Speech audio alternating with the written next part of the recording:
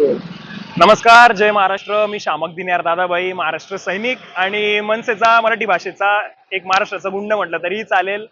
अंतिम निर्णय साहेब घेतीलच, परंतु एक व्यक्तिगत कार्यकर्ता म्हणून माझी एक अशी इच्छा आहे की दोघी ठाकरे कुटुंबातील नाराजीची भिंत पडून नव्याने प्रेमाचा बंगला उभा राहावा, अशी एक माझी इच्छा आहे.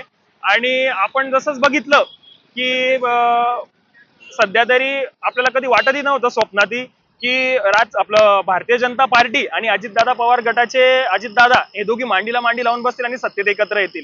पण बघा, ते सत्तेत एकत्र आले, त्याच्यामुळे महाराष्ट्राच्या राजकारणात काही घडू शकतं. आणि मला असं वाटतं दोघी बंधू एकत्र आल्याने महाराष्ट्राचं प्रगतीचं इंजिन मशाल घेऊन हाती फार वेगाने धावेल आणि महाराष्ट्राची प्रगती फार गतीने होईल. आणि दोघींचे विचार सारखेच आहे. त्यांचा शिवसैनिक काय आणि आमचे महाराष्ट्र सैनिक काय, आणि दोघींचे आदर्श देखील एकच आहे, ते म्हणजे सन्मान्य बाळासाहेब ठाकरे. त्याच्यामुळे देवाला हेच साकडं आहे की दोघी बंधूंनी एकत्र यावं, महाराष्ट्राची प्रगती करावी. आणि राहिला विषय अटींचा, बरेच जण म्हणतायत, जनताही म्हणते की अटी ठेवलेल्या आहेत उद्धव साहेबांनी, काहीतरी राज साहेबांनी मुलाखतीत सांगितलं की मी एकत्र यायला तयार आहे. एकत्र यायला महाराष्ट्राच्या समस्यांसमोर महाराष्ट्र फार मोठा आहे म्हणे आमच्या वैचारिक वादापेक्षा. तर मला असं वाटतं त्यांच्या 100 अटी, तर आमची एकच अट, हिंदुत्व सर्वप्रथम आणि मराठी भाषेला प्राधान्य आणि प्रगती महाराष्ट्राची, बस एवढंच.